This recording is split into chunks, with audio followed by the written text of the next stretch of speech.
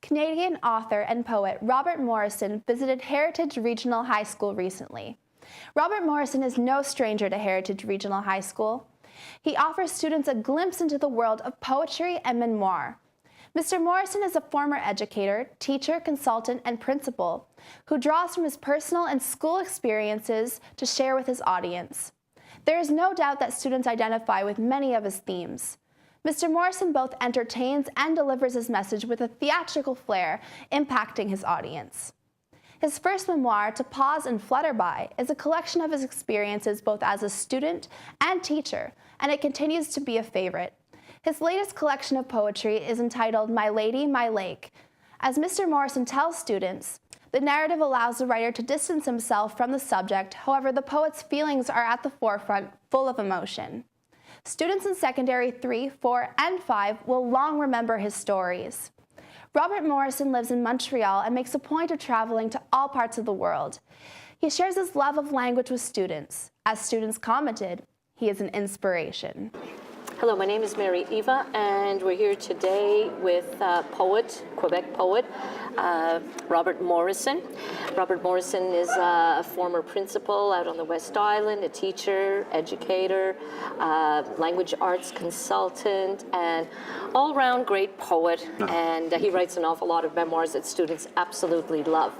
So we're here today with Robert. Thank you so much for being here and addressing our students here at Heritage. It's been a great morning. I really enjoyed working with them and talking with them and reading, and it's been great.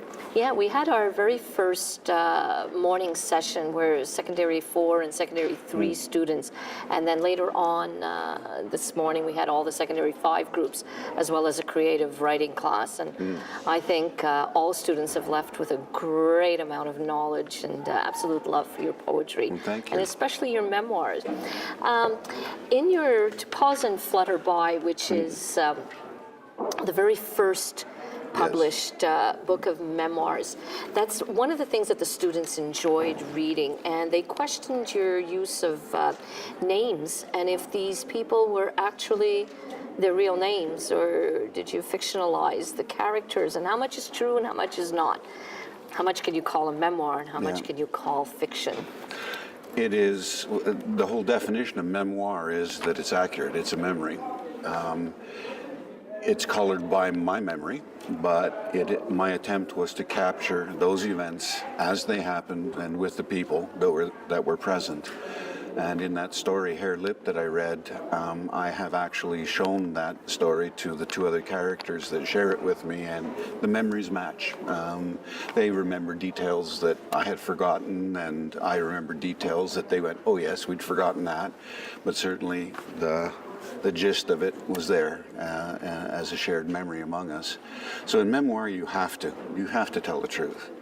I did change the names of some of the characters. If the story was, for example, a tribute to a teacher, I used that teacher's real name. Yes. So there's a story in there about Ian Trasler, my physics teacher, who was a magnificent teacher. I used his name. Alfred McCurgo, the gentleman who changed the direction of my life from business to education. Of course, I mentioned his name and others throughout. If the story is, or the memoir is less of a tribute, then I change the name, because my intention was never to hurt anyone, but rather to say to, the intention of the book was to say first to student teachers and then to teachers in general that you already have a profound influence on kids. Yeah. And a simple comment that is gone in 5 seconds may stay with a kid for 50 years, as in the kindergarten story. You know, Miss Powell had no intention of creating a 50-year memory. No, that's true. You know, and yet it was just that simple, not taking that moment to, what if he is telling the truth? That wounded me for so long, it's you amazing. know. Some of the students, well, one of the students had a question, and she was wondering, Were you keeping a journal from a very young age? And if not, how do you recall these memories? I mean, obviously we have faulty memories to an Yes. extent. Yeah, and it was an excellent question. And I think I wish I had been keeping a journal, but I had not. But my mother helped out. Everything that from my childhood was in a trunk, so I was able to go through that and fish out composition books from grade 4 and 5 and 6 and go through what I was writing then, and that sparked The ultimate memories. hoarder at this Yes, point. yes. And I kept a journal while I was writing. And what would happen is I was writing one memoir, the event would suddenly trigger more memories. Oh, and I'd very quickly jot down and in very messy form ideas and memories that were rediscovered. And actually the book, interestingly enough, was a process of rediscovering my childhood and rediscovering things that had passed to the back of the data bank, so to speak, and bringing it forward. You mentioned also, and again, one of the students was interested in the value of writing memoir is also a bit of a cathartic. There's always a learning process in any kind of writing. Probably more so in memoir.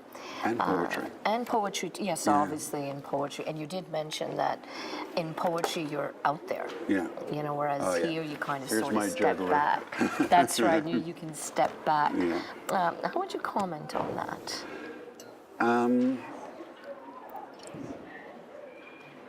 Like the whole idea of putting yourself out there, using this as a learning curve to an extent.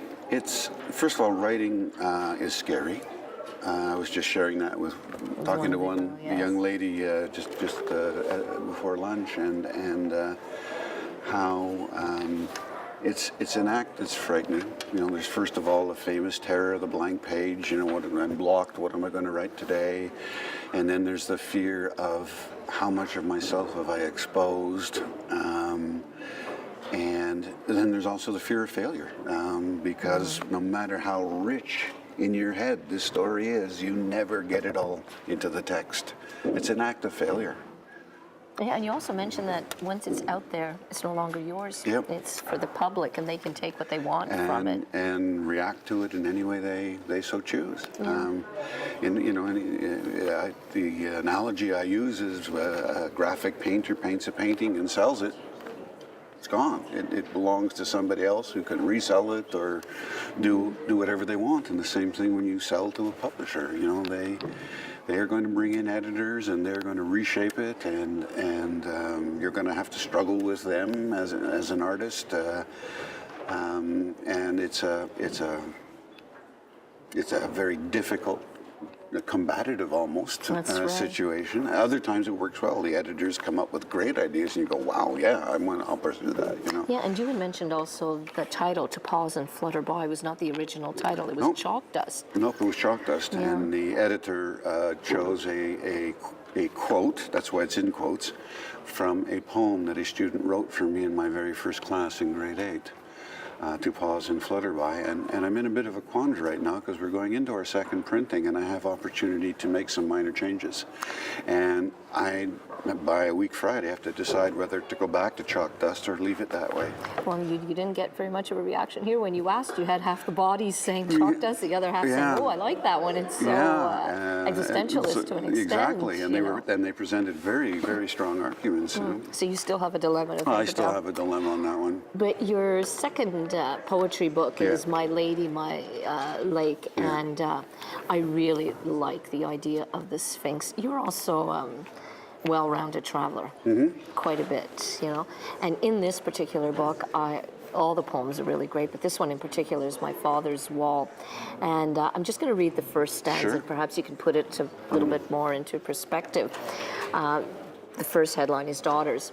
But you write, "I constructed this wall, my legacy, each stone set in silent mortar." This obviously has quite an effect on you. It was a difficult poem to write. It was also a difficult poem to share with them, because my career really was very captivating. It took all my time. So I was working evenings, I was working weekends.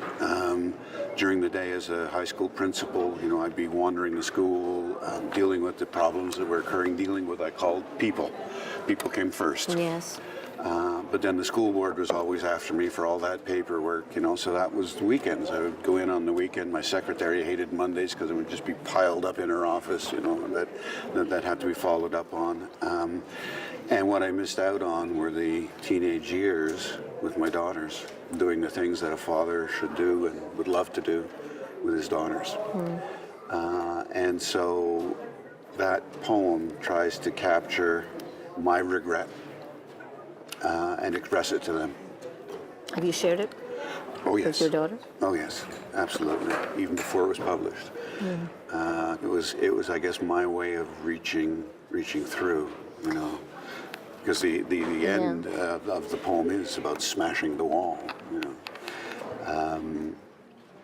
And happily we have, you know, with grandchildren and, That's true. and what have you, we have. Yeah, I wanted to also mention, you mentioned Harelip, and besides Tripping the Truck, which is an absolute hit since 2007, I think that you were here, in Harelip, this is the story of a boy who has the split lip, and one of the students asked, you know, like, what exactly was the lesson you learned? And I'm not sure whether you had told the students this or you were talking to me about it earlier, but you mentioned that as an educator, you learned to protect the dignity of the individual. Oh, yeah. I think I mentioned it to the first group, but that was mostly in tripping trucks. That was a lesson I took away from tripping trucks. That first of all, not to bully, but you know, we didn't even see ourselves as bullying that young fella. What I really took away is don't ever take anybody's dignity away from them. You know, that's devastating. Do you have a favorite? Favorite poem, maybe? Favorite poem, I think, is Ashes. I buried my father and wrote that poem that night. And unlike most poetry, which has to be fought through and rewritten and revised, that came out almost word for word as published. There were some changes I made sort of in the weeks leading up to printing, but they were very minor. It just came. I think when you mentioned this, you mentioned to students that each one of them has experienced a death of some sort, and so it resonates with them. Would you like to read it? Sure. It's called Ashes. Today, for the first time, I was able to imagine the world without my presence in it. I buried my father's ashes, stood at an open grave, enduring the words of consecration.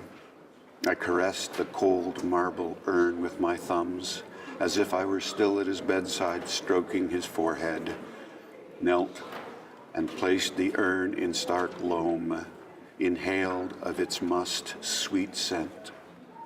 A rich red poppy followed, veteran pilot. A final pat on the lid, stood, ceremony concluded. We drove from the gravesite, a yellow front loader growling discreetly.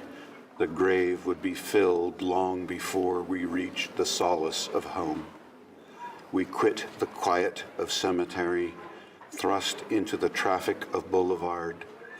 The world's diurnal hive of activity exploded. And today, for the first time, I was able to experience the absence of my father's presence in it.